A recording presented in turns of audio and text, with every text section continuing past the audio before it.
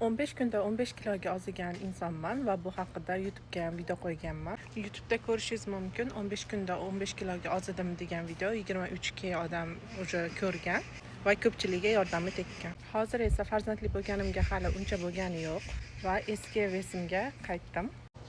Bu hozirgi figuram.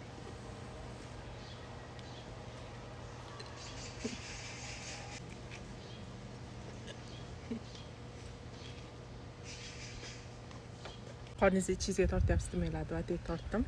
Qo'shimchasiga aytaman, hali chillamiz chiqqani yo'q.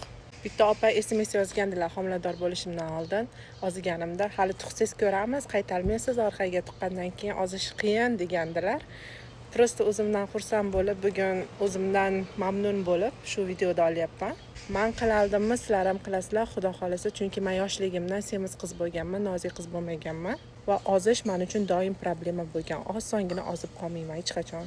Endigi maqsadim tanamdagi muskullarni ko'paytirish. Protein qonimda juda ham oz chiqdi. Video YouTube'da hali ham turibdi. Bemalol kirib ko'rishlaring mumkin.